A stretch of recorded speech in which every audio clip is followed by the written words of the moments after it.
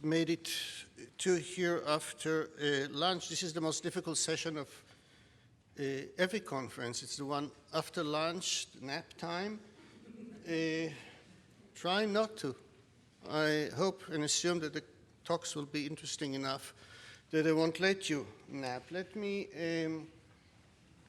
start by expressing my gratitude to Diana for inviting me, and of course, my honor to take part in this wonderful event celebrating Jed, or Jed and Diana, good friends of many, many years. Last time I flew all the way from Israel just for a very short weekend was to celebrate their wedding. Quite a long time ago. I was jet-lagged there, and I'm jet-lagged now. We have a full panel. I'm not going to present the four speakers because you'll see their names on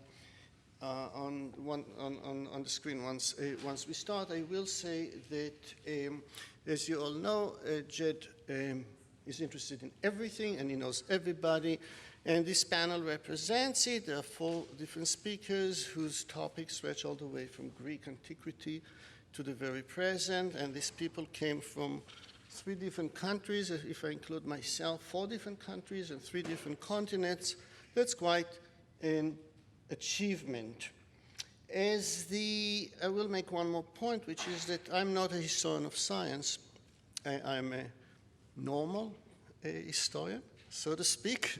And as such, one thing that interested me this morning, and I'll just point it out, and maybe we can do something with it later today or tomorrow, I think that some of the tension, division, internal division that I sense in the history of science between what somebody called the internalists and the others, we'll say social cultural historians of science, I think it's interesting to think in what ways it resembles and in what ways it is different from other divisions, interesting divisions that are happening in other fields of history. And I think, for example, about the growing separation between economic history and the cultural history of, for example, capitalism, which is a huge and growing field, while the economic history is becoming a niche concentration of a very small number of people. I think that history of ideas has been becoming less attractive, while the history of cultural reception has been increasing dramatically. So I think there is something interesting between these two trends, parallel, related. Social history and history of representation, another interesting transition. I'm just throwing it out there, and we may or may not do something with it later. So our first speaker is Catherine Olesko from Georgetown University. The title of my paper is The Creation of Historical Effects, which is the title of this session. It's also the title of the paper I wrote for Jed's Liber Amicorum. Jed's work are deep and vast. They require intense concentration to get through them and an immersion in technical details to comprehend them. They represent a style of scholarship that is increasingly rare these days. Why then should we study them? I think the answer is simple, and it resonates with what all of us do as historians. I often call history the biggest of big data because it embraces everything that we as humans have done. The task of historians is to make sense of this biggest of big data. History is basically the science of pattern recognition over swaths of time and space that delimit portions of the biggest of big data. Or to put it another way, the historian's task is to make something appear that was not there on first glance to give structure to the formless. This is where Jed's work comes in. Few would disagree that the creation of scientific effects, Heinrich Hertz and electric waves, which he published in 1994, marked a major turn in how Jed conceptualized the history of physics. Most of you know the story he told there. In Helmholtz's laboratory, where Hertz and Boltzmann learned their craft, one built, tested, and then altered the device for the purpose of achieving novel states in a laboratory setting. In terms of the evolution of Jed's historical methodology, there's something more here, though, than a shift from the analysis of theory to the analysis of experiment, or than the introduction of a more refined parsing of types of experiments undertaken in the 19th century. I argue that his perspicacious unraveling of the creation of scientific effects was also the advent of a new way to create historical effects. A year later, in his 1995 edited volume on scientific practice, Jed was thinking deeply about how historians of science exercised their craft, what categories of analysis they used, how they treated historical actors and why, and how they constructed narratives.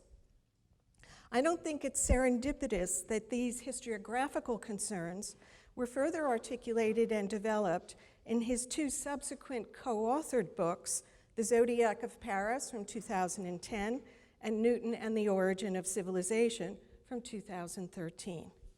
Each can be viewed as a laboratory for the creation of historical facts in that they brought into being and made real historical entities that historians of physics either might have overlooked or simply ignored from a more parochial perspective. There is something to be learned here from extrapolating from the methodology that led to Hertz's scientific effects to the methodology that informed Jed's historical effects. Making something real in historical scholarship is similar to making something real in physics. Just as Jed felt that he had to hold modern notions of electrodynamic effects at bay in order to interpret Hertz, we have to do the same in history. For the most difficult part of understanding the past is when actors believe something is real or important, when we know from the vantage point of the future that it did not remain so. That's why Jed's apology for the way he unfolded the story of Hertz's scientific effects applies equally well to his two most recent books. Quote, "This book on Hertz," he wrote, "has taken the reader on a rather long and perhaps disorienting ride through unfamiliar territory. It could not have been otherwise." Now turn to those two most recent books. Why should we regard the Zodiac of Dendra or Newton's chronologies as important and significant objects of historical investigation in the history of science? Convincing us as readers of the historical reality and significance of these artifacts of the past and the stories told of them is exactly what Jed did in cooperation with his two brilliant co-authors.